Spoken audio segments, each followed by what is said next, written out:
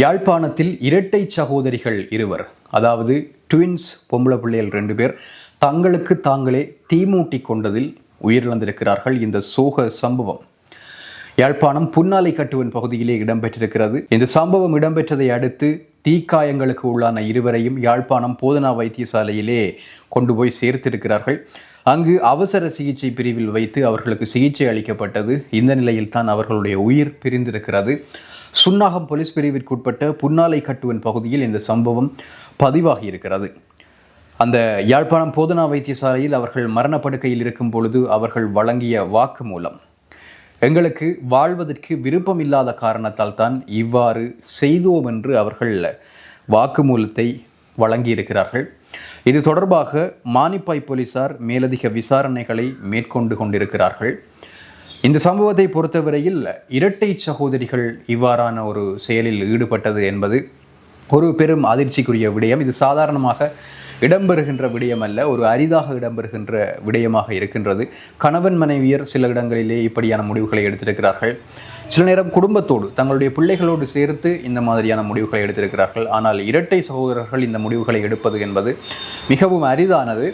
இங்கு இயல்பாகவே ஒரு கேள்வி எழக்கூடும். இரட்டை சகோதரிகள் என்பதனால் ஒருவர் அதில் வேறு மனநிலையோடு இருந்திருக்க மாட்டாரா, ஒருவர் இன்னொருவரை தடுத்திருக்க மாட்டாரா என்கின்ற கேள்வி இயல்பாகவே எழும்.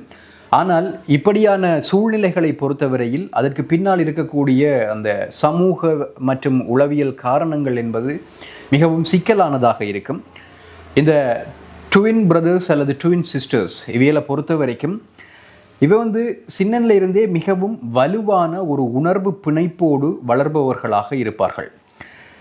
பல இரட்டை சகோதரர்கள் சிறு வயதிலிருந்தே மிக ஆழமான உணர்வு பிணைப்போடு வளர்பவர்கள். ஒருவருடைய மனநிலை மற்றவரை தீவிரமாக பாதிக்கக்கூடிய தன்மை இருக்கிறது. இதன் காரணத்தினால் ஒருவர் எடுத்த முடிவை மற்றவர் எதிர்ப்பதற்கு பதிலாக அந்த முடிவை அவரும் ஏற்றுக்கொள்வதற்கான வாய்ப்புகளும் சூழல்களும் உருவாகின்றது பல நேரங்களில். அடுத்த விஷயம், அவர்களுக்கிடையிலே பகிரப்படுகின்ற நம்பிக்கை அல்லது நம்பிக்கை இன்மை. 2 பேரும் நீண்ட காலமாக ஒரே பிரச்சனை, ஒரே விரக்தி அல்லது ஒரே தன்மையான எதிர்காலம் குறித்த நம்பிக்கைகளை அவர்கள் தங்களுக்கிடையே பகிர்ந்து கொண்டிருக்கலாம். அப்படி பகிர்ந்து கொண்டிருந்தால் நம்பிக்கை இன்மைகளையும் பகிர்ந்து கொண்டிருக்கலாம். அப்படி அவர்கள் தங்களுக்கிடையே விரக்திகளையும் நம்பிக்கையின்மையையும் பகிரும் பொழுது இனி வாழ்வதில் அர்த்தமில்லை என்கின்ற தவறான ஒரு எண்ணம் இருவரிடமும் ஒரே நேரத்தில் வலுப்பெறுவதற்கும் வாய்ப்புகள் இருக்கிறது. அடுத்தது பரஸ்பர உறுதிப்படுத்தல் என்று சொல்கிறது. சாதாரணமாக ஒருவர் தளரும் பொழுது இன்னொருவர் கை கொடுப்பார். அதுதான் மனிதர்களினுடைய இயல்பு.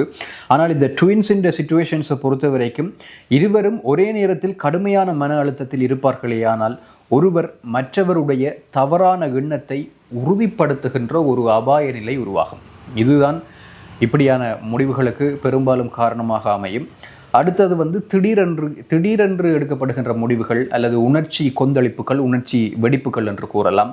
இது தனிநபர்களுக்கும் இடம்பெறும். சில நேரங்களில் நீண்டகால மன அழுத்தம் அவர்களுக்கு இருக்கும், குடும்ப பிரச்சனைகள் அல்லது வேறு காரணங்களால் ஏற்பட்ட தீவிர உணர்ச்சி வெடிப்பு, அந்த சந்தர்ப்பத்தில் சில நிமிடங்களிலேயே ஆபத்தான முடிவுகள் எடுக்கப்படுவதற்கான வாய்ப்புகள் இருக்கிறது.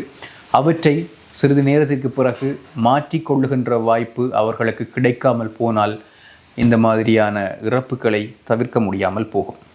ஆகவே இந்த இருவர் ஒரே நேரத்தில் இவ்வாறு முடிவெடுப்பது என்பது மிகவும் அரிதானது.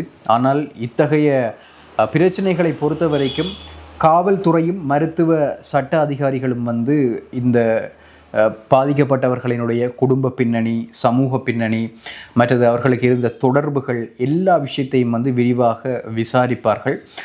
இப்பொழுது அவர்கள் வழங்கியிருக்கக்கூடிய அந்த ஆரம்பகட்ட வாக்குமூலம், எங்களுக்கு வாழ பிடிக்கவில்லை என்று அவர்கள் வழங்கியிருக்கின்ற அந்த ஒரு வாக்குமூலம் மாத்திரம் உண்மையை சொல்லாது. அவர்களுடைய இந்த மனநிலைக்கு காரணமான சூழல்கள் என்ன, வெளிப்புற அழுத்தங்கள் இருந்தனவா அல்லது வேறு காரணிகள் இருந்தனவா என்பது எல்லாம் இனிமேல் விசாரணைகளுக்கு பிறகுதான் தெளிவாகும். ஆனால் பிரிந்த உயிர்கள் இனி திரும்ப வரப்போவதில்லை. ஆகவே இந்த செய்தியை பார்ப்பவர்கள் விழிப்புணர்வோடு இருக்க வேண்டிய விடயங்கள். வாழ விருப்பமில்லை, எல்லாம் முடிந்து விட்டது, இது போன்ற வார்த்தைகளை உங்களுக்கு தெரிந்தவர்கள் யாராவது சொல்லுகிறார்களாக இருந்தால் தயவு செய்து அலட்சியம் செய்து செல்லாதீர்கள். அவர்களை அவர்களோடு உரையாடுங்கள். வேண்டுமானால் அவர்களை ஒரு வைத்தியரிடமோ அல்லது உளவியல் ஆலோசகரிடமோ அழைத்து செல்லுங்கள். மனநல நிபுணர்களினுடைய ஆலோசனைகளை பெற்றுக்கொடுங்கள். ஏனென்றால் ஒரு நிமிடம் அவர்களுக்கு வழங்கப்படக்கூடிய ஆலோசனை அவர்களை இந்த இறப்பிலிருந்து, தற்கொலையிலிருந்து காப்பாற்றி கொள்ளும். அந்த ஒரு நிமிடத்தை அவர்கள் அலட்சியம் செய்வதனால்தான் அவர்களுடைய உயிர்கள் பிரிகின்றது.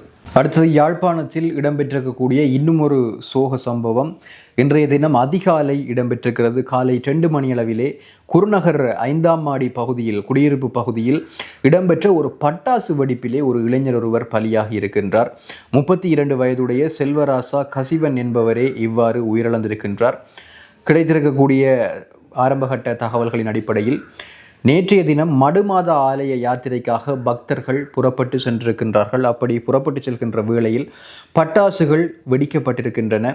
அவற்றில் ஒரு பட்டாசு வெடிக்காமல் இருந்திருக்கின்றது. அந்த வெடிக்காத பட்டாசை மீண்டும் வெடிக்கச் செய்வதற்காக இந்த செல்வராசா கசிவன் என்பவர் அதற்கு அருகில் சென்று அந்த பட்டாசுக்கு ஊதி இருக்கின்றார். அப்படி ஊதிய போதுதான் இந்த வெடிப்பு சம்பவம் இடம்பெற்றிருப்பதாக ஆரம்பகட்ட விசாரணைகளிலே தெரிய வந்திருக்கின்றது. இந்த பட்டாசு திடீரென்று வெடித்ததில் பெரும்பாலும் அவருடைய முகத்தில் தான் அந்த வெடிப்பு உடனடியாக தாக்கத்தை ஏற்படுத்தியிருக்கும். இதன் காரணமாக அந்த இடத்திலேயே அவர் உயிரிழந்ததாக சொல்லப்படுகிறது. சம்பவம் தொடர்பாக யாழ்ப்பாண போலீஸ் நிலையத்தில் திடீர் மரண விசாரணை பதிவு செய்யப்பட்டிருப்பதுடன் உயிரிழப்புக்கான காரணம் தொடர்பில் மேலதிக விசாரணைகளை யாழ்ப்பாணம் போலீசார் மேற்கொண்டு வருகின்றார்கள். இந்த செய்திகள் குறித்தான உங்களுடைய கருத்துக்களை பதிவு செய்யுங்கள்.